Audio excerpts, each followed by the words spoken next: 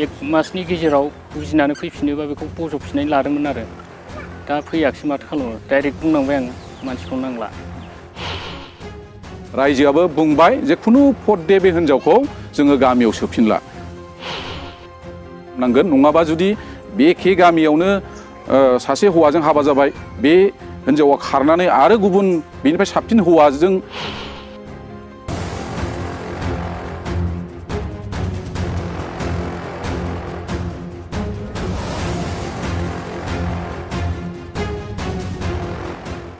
आं बेंगालराव थाहैदोंमोन आंनि हिन्जावनि थाखाय माने आंहा एसे रिन थिन दंमोन बेखौ सुख'नो थाखाय आं थाहैदोंमोन नाथाय आंनि हिन्जावा बिदिनो दस्रा गुबुन हौवाजों बिदि लाइन थाबाय थायोमोन आरोना बेखौ आं एसेबाबो मबाइलाव एसे डाउट दंमोन वाइटिं मोननाय हिसाबै आरो एसेबाबो मोनथियोमोन बुंहरा नङा बुंहरोमोन माने बिदियाव लाजिनांनाय गावहा फनफोरखौ दानहरोमोन आरो मोनथिनाय हिसाबै आं बुंनायनि गेजेरजों बुंहरोब्ला आरोखि ओमफ्राय बे टाइमाव गावहा माने जगाजग थाबाय थाखायोमोन नालाय ओमफ्राय अक्ट'बरनि 12 थारिखआव थांनाय जादों आरो गावहा माने खारदों अक्ट'बरनि 12 थारिखआव थांबाय ओमफ्राय बे समाव आङो खबर मोनहैयो लोगोसे फैबाय मारै खालामबा मारै जागोन 20,000 लाफैबाय निउसावबो सिगाङाव हगारखांबाय खेबसे 20,000 लाखांनायनि गेजेरजों दा 1 मास नेथ'नाय खालामदों जोंनि रायजो राजाफ्रा आइ आफामोनहा जेनेबा नेथ'नायनि गेजेरजों नेदोंमोन नेनाया 1 मासनि गेजेराव बुजिनानै फैफिनोबा बेखौ बजबफिननानै लादोंमोन आरो दा फैयाखिसै माथो खालामनो डाइरेक्ट बुंनांबाय आङो मानसिखौ नांला रायजो राजानि डिसिसनजों थांसै बे खोथाखौ लानानै बिसार खालामनाय जाबाय आरो दा ओमफ्राय बिनि गेजेरजों डिसिसन लाबाय डिसिसन लानायनि गेजेरजों रायजो राजाफ्रा बेखौ सोफिननाय खालामनाय नंला आरो दा डिसिसन लाखाबाय नालाय सोफिननाय नंला आरो सिगाङाव आखलाथ' गाज्रि लायनखामोन बेना आं बुजायबोदोंमोन फोसाबबोदोंमोन नाथाय बेयो जोंनि न'खरनि बिमा बिफा बोराय बुरैजों जाहाथे मिलायनानै जानो हायो खोमा नंनानै खिन्थु मिलायनानै जानो हायाखै गावनि थाखायनो दाबसे जायगायाव आङो गारनानै थांनांदोंमोन नाथाय बिहाव बिखुन खामानि मावनो थांनांदों बिहाव बिखुनजोआव नाथाय बेहा मिलायनानै जानो उदायाखिसै आरो बिहाव बिखुनजोजों बिदि अबस्थायाव दंमोन। खोनानो मोनदों नोंहा सासे गथ'बो दंमोन बे गथ'खौ फरायनायाव माबायदि बिथांमोना दिथा खालामदों? दाथ' गथ'आ फरायगासिनो दं दा गथ'आ फैयाखै हरैनो दङ बेयो माने सिगाङावथ' गावजों थायोमोन बे समाव बिदि लाइन थानाय समाव लाफायाखै हरै दोनहैनायजों गावनि बिमा बिफानि फन रायलायबाय थायोमोन आरो बे जादों गथ'खौ गुबुनाव दोननानै गाव हारसिं न'आव थायोमोन बिदिमोन आरो ओमफ्राय दा ओरै गावनि बे मा होनो गावनि रं नाम्बार रायलायग्राजों जेनेबा जाहाथे उनावहाय बै दाथ' हाबा जाहैबायानो बेयो जाहाथे बै हौवाया जाहाथे आंबादि खैफोदाव गोलैया जाहाथे बेनिफ्राय थाखा फैसा सर्ट बिसर्ट खालामलांनो हाया बेखौ आं मोजां खावलायहरो बे हौवाखौ हाबा जाहैबाय हिसाबै खोनानो मोन्दोंमोन नोंनिफ्रायबो फैसा लांदोंमोन होननानै आंनिफ्रायथ' लाङा नङा लांदों बे 70,000-80,000 खहा खालामलांदों आरो आंनि हिसाबाव थाखाबो हरदोंमोन आं बेखौबो लानानै थांफाजोबदों जाहाथे बै हौवाया बिदि आंबादि खैफोदाव गोलैया खोख्लैनो लांनो हाया साबधान थानांगोन नाथाय बै समावबो बिदिनो गुबुन हौवाफोरजोंबो लाइन लाफाय थानायाव बे दम हरजालायनाय जाखांबाय आंबो बेखौ खोनाहैदों न'आव सिखा खुख्रि देखायलाय हरजानाय बिदि खालामजाहरदों आरोखि बिसोरो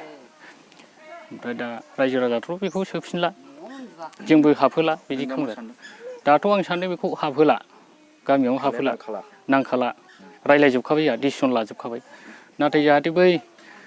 हौवाया जोंनि बिसार जानाय मानायखौथ' खोनाहैयाखै जाहाथे नैबे निउस लाइभजों खोनाहैयो आरो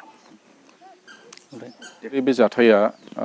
उत्तर इस्लाकाता होननाय मोनसे गामियाव जादों जोंनि गुरुबासानि बे सिङाव थानाय बे उत्तर इस्लाकातायाव जादों दा आङो बे जाथाय जानायाव जाय भुक्तभोगि जाय प्रदिप बसुमतारी बे प्रदिप बसुमतारीया एक्सुवेलि बुंनो थाङोबा आंनिनो फंबाय जायो बियो आंनि बिबथैनि फिसाला दा आङो बे जेंनानि सिङाव आङो हाबनो गोसो गैयामोन नाथाय उफाय गैया दा जाथाया ओरैबायदि जादों प्रदिप बसुमतारीया बियो बेंगलराव थायोमोन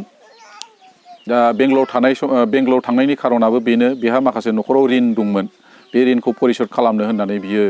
बेंगलराव थांदोंमोन दा बे बेंगलर थांनाय समावनो थानाय समावनो बिनि बिसि रिना बसुमतारी बेखौ एमाव होननानैबो बुङो। दा बियो फिसाय गैयै समाव बियो अक्ट'बरनि 12 थारिखहालागै बियो खारखोमानानै थादों, खारखोमानाय जादों। दा बियो बे जाथायखौ खोनानानै आङो बे समाज बे गामिनि सासे बेक्ति हिसाबै आरो लोगोसे न'खरनिबो आङो माने बेक्ति हिसाबै आं माने गोबां दुखु मोनदों। माने बेबायदि जाथाया जानो नाङामोन आसलथे। दा मा खालामनो माने ओरैबायदि जोंनि समाजनि गेजेराव ओरैबायदि माने साननो रोङै माखासे मानसिफोर दङ। दा बेनि गेजेराव सासे जोंनि बे रिना बसुमतारी एमावआ बेबायदि जाहैबाय। दा बेहा सासे फिसा हिन्जाव दङमोन। बे फिसा हिन्जावा क्लास 6-7सोल' फरायो। दा बे क्लास 6-7आव फरायनाय गावनि हिन्जावसाखौबो बियो जों अनेकबार खावलायदोंमोन बेखौ नोंजोंनो लाफानानै फोरों, नोंजोंनो फुथु मोनायाव होननानै। खिन्थु बेखौबो खालामालासिनो बियो मा हस्टेलाव दोननाय बायदि बे गावनि बिमानि न'आव, गावनि फंबायनि न'आव बे दोननानै माने फोरोंबाय थादों। बेहाय गावहा हारसिं माथ्र माने सिख्ला गोरलै बायदि थाबाय थायोमोन बियो। बेखौ नुनानै जोङो सिगांनिफ्रायनो एलार्ट होबाय थादोंमोन। बिनि न'खरनि बिनि आंनि जे फंबाय जानाय बेखौबो होदोंमोन। बिथाङा बेंगलनिफ्राय थानानैबाबो बुंहरबाय थादोंमोन। दा बेबायदिनो हारसिं सिख्ला गोरलै बायदि थाबाय थानानै बियो मा बियो बिभिन्न सेंग्राफोरजों लाइन मारियोमोन आरो मा मबाइलाव। जों मिथिगौ मादैनिफ्राय आदैनिफ्राय मिथिगौ हरफा थोलो मेगन मोदै जायोमोन बिनि मबाइल रायलायनायाव। बेजोंबा बेजों, बेजोंबा बेजों। दहाय जोंहा बिनि हासबेन्डआनो बुंलांदों मोनसे समाव सासे सेंग्राखौ बिदिनो मबाइलजों माजों फैसा थगायनानै बियो सिखा खुख्रि देखाय हरजालायनाय बेबायदि अबस्था खालामजादों बियो। बेबायदि सिखा खुख्रि देखायलायनानै माने धुमखि हरजालायनाय सासे बेक्ति। गुबुन गुबुन बिदिनो माने हौवाफोरनिफ्राय बे रोखोम खालामनानै बे सोलिबोदोंमोन आरो। अथ'स' बियो सासे दहाय जोंहा गामिनि सेक्रेटारि बिथाङा बुंलांदों इसोरजों लाजानाय, इसोरजों गोबाजानाय सासे बेक्तिमोन। एसे एनै समाजबो फोसाबोमोन, गुबुनफोरखौ एसे एनै फाहामनानैबो हरोमोन। बेबायदि बेक्तियानो दिनै बेबायदि मोनसे न'खरखौ, गावनि फिसाखौ, गावनि फिसायखौ माने जोगारनानै बे न'खरखौ सिलिंखार खालामलांनाया जोबोद दुखुनांथाव जादों आरोखि। आं न'खरनि हिसाबै आरो बे गामिनि समाजनि सासे बेक्ति हिसाबै आं गोबां दुखु मोनदों। आरो फारसेथिं बिहा बिहाव बिखुनजो दंमोन,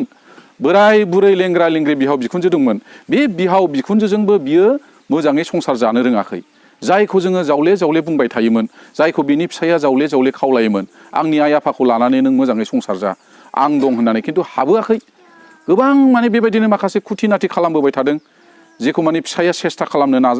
नाजासेयावबो हायाखै। थाङै थुङै बियो बिनि टारगेटआनो मा माने बेखौ फिसाय हिसाबै बियो हयथ' गोबाव सम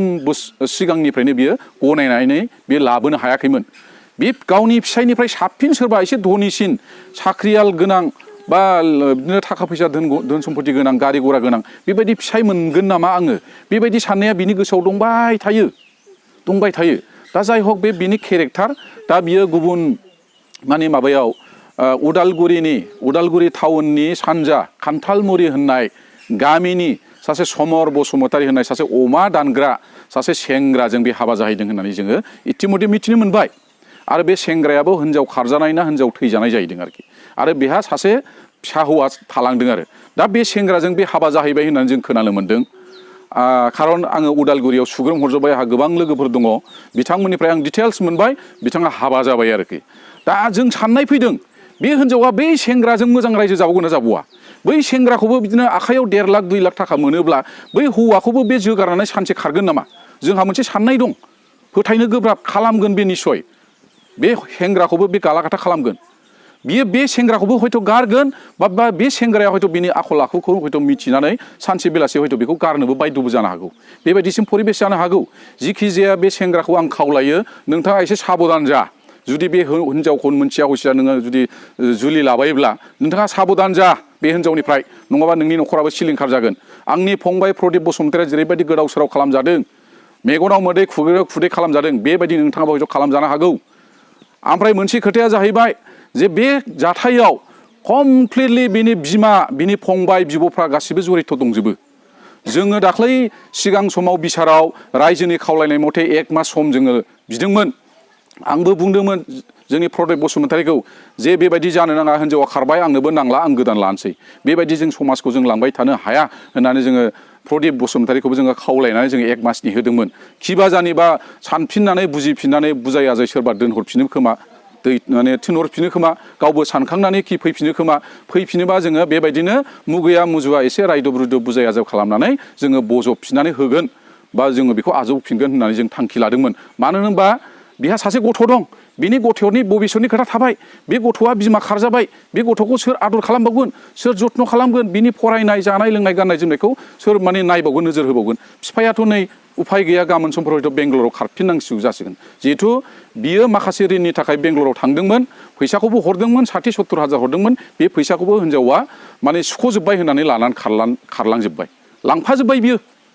दा बेबायदि जाबाय थाङै थुङै नै दाख्लै मोनसे बिसार जाबाय लास्ट जोबथा बिसार उफाय गैया रायजोआथ' गोबाव दोननो हाया दा बे बिसाराव ओरैबायदि जाबाय जोंनि थाखाय बे दुखुनांथाव जाहैबाय जोंनि थाखाय गोजोनथाव जायासै जे बिसारखौ जे जाथायनि थाखाय जोङो रायजोफोरनि सिगाङाव जोङो एसे आर'ज गाबदोंमोन माबा मोनसे सुमिमांसा खालामना होनो हायो खोमा होननानै बे खिन्थु बिसारा ओरैबायदि जाबाय बिसिनि जे अहं बिसिनि जे लाज सरम लाजिनाय खुनु दुखु दाहा गैयै बे बिमानि बे फंबायनि बे बिब'नि बे नुजाजोब्बाय जायनि थाखाय आं दहाय बुंदों बिथांमोनहा 100% बेयाव जरित दं बिथांमोनहा बबे सोर सेंग्राजों हाबा जाहैदों बिथांमोनहा A to Z इनफरमेसन दङ जायनि थाखाय बिसोर बे गोमानायनि दिननिफ्राय बे माने गावनि बिजामादैजों बिगुमैजों बेवाइजों खुनु पदे जगाजग गैया माब्रैबा मोनफिनगोन माब्रैबा दिहुनफिननो हागोन खुनु दिन रायलायाखै खुनु दिन गाहैफेराखै अरे सोरबाया मिथिनानै खोन्थायोबा बेखौबो बिसोरो गाज्रि मोनो सोर खोन्थादों सोर नुदों बेबायदिसो होनलायनाय जादों दाख्लैनि मिथिङावबो बे जादों नोंथांमोनहा मिथिबायबा लायदो नै बेबायदिबो होनलायनाय जादों खिन्थु होननांगौमोन बिसोरो दे नोंसोर मिथिबायबा थ' बिदिबा माबा मोनसे बेबस्था खालामनो हायो नामा बेबो गैया बरंस' बिसोरो ओरैबायदि माने हौवाया बे रिनानि हौवाया जुदि फंसे बुंबा बिसोर फंबा बुंमोन रिनानि बिमाया जुदि फंबा बुङोबा बिसोर 10 फं खोथा बुंनानै ओरैबायदि अपदस्थ खालामबोदों थाङै थुङै हयथ' प्रदीप बसुमतारियासो आसामि बायदि जादों गावसोरसो फैरादि जादों बेबायदि अबस्था दा बेखौनो आं बुंनो लुबैदों नोंथांमोननि गेजेरजों जे जोंनि बर' समाजा जुदि बेबायदि जुदि थांबाय थायोबा मोनसे समाव जोंनि बर' समाजा हयथ' बिराद मोनसे गाज्रि मोनसे माने बिशृंखला मोनसे परिबेस जाहैगोन नामा आङो दिनै बेखौसो बुंनो लुबैदों दे दिनै जुदि जोङो माबा मोनसे जाथाय जानायनि उनावहाय बबेबा मोनसे न'खरा बेबायदि जानायनि गेजेरजों सिलिंखार जाबाय दा बेखौ जोङो मोजाङै माब्रैबा जुदि जोङो बिसार आसार खालामनानै समाधान खालामनो हायो बेखौ जुदि मोजाङै सानलायलायनानै बेफोरखौ फोसाबनायनि जुदि जों जेबो बेबस्था लायाब्ला हयथ' जोंनि बर' समाजा बिराद मोनसे दुखुनांथाव मोनसे थासारियाव गोलैगोन बेखौसो आं दिनै बुंनो नागिरदों खारन जों नुनो मोनगासिनो दङ दिनै सानफ्रामबो सासे नङा सासे जोंनि बर' हिनजावफ्रा गावनि फिसाय गावनि गथ' गथाय गारि गारि खारदों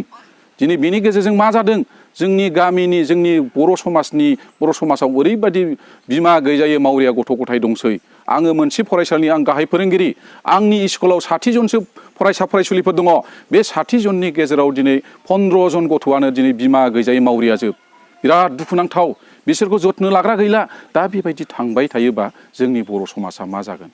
गथिखे आं बेखौनो खावलायनो लुबैदों बेहाय जोंहा जोंनि माबाया जथेस्थ' जोंनि माखासे हारिनि जे दल संगठन बेयाव निस्सय साननांगौ दङ जोङो नंगौ गुबुन गुबुन बिथिङाव खामानि मावबाय थादों सोलोंथाइनि बिथिङाव ओरैहाय ड्राग्स जुवा बायदिसिनानि बिथिङाव खामानि मावदों नाथाय नैबे जे जोंनि जे आथिखाल बार्निं प्रब्लेम होननानै जों बेखौ बुंनांगोन बिनि सायाव जों मानो रावबो फंसेबो बुंनो नागिराखै जोंहा दायथ' दङ दिनै मायाव बेस्थ' जादों जोंनि माने माबाफ्रा जोंनि दैदेनगिरिफ्रा माहाय बेस्थ' बे मोनसे जोंनि गेजेराव मोनसे प्रश्न फैदों रायजोफोरनि गेजेराव जों माबा मोनसे बेबस्था लानांगोन जों हयथ' फोसाव बिलाइ हगारनो गोनां जागोन सिगां समनि बायदि हयथ' जोङो गोख्रों मोनसे बेबस्था लानांगोन जाहाथे सासेनि उनाव सासे जोंनि बर' आइजोफ्रा बेबायदि गावनि न'खर गावनि फिसाय गथ' गथायखौ गारै गारै जाहाथे बे न'खरफ्रा जाहाथे सिलिंखार जाया जोंनि गथ' गथाय इयुन जोलैफ्रा जाहाथे गोदाव सोराव जाया नङाबा जोंनि समाजा ओरैबायदि गुबुंले जानो थांगासिनो दं रायजो राजाफोर बेखौसो आं दिनै खावलायनो लुबैदों जिखि जाया जोबथारनायाव जोंना आंनि फंबाय प्रदीप बसुमतारिया बेखौनो बुंबाय रायजोफोराव आङो लामाबो नायदोंमोन रायजोनि लुबैनाय बायदि दा बे समा जोब्बाय रायजोआबो बुंबाय जे खुनु फदे बे हिनजावखौ जोङो गामियाव सोफिनला खुनु फदे बे हिनजावजों बिनि बिमा फंबाय बिब' बिनानाव जाथि खुरमा सम्पर्क लाहोला इभेन बे गथ'जोंबो लाहोला जुदि लायोब्ला बिनि सायाव कठोर मोनसे बेबस्था लानाय जागोन रायजोआ होननानै अलरेडि डिसिसन लाखानाय जाबाय जोंहा उत्तर इस्लाखातानि गामिनि रायजो राजाफ्रा बे जोबोर गोजोनथाव बाथ्रा जोङो बेबायदि खालामनांगोन नङाबा जुदि बे एखे गामियावनो सासे हौवाजों हाबा जाबाय बे हिन्जावा खारनानै आरो गुबुन बेनिफ्राय साबसिन हौवाजों हाबा जाहैनानै बे गतिके खोब माने बियो दुखुनांथाव बाथ्रा जादों जोंनि थाखाय जोङो बेबायदि थांबाय थायोबा जोंनि गथ' गथायफ्रा गोदाव सोराव जाजोबसिगोन आरो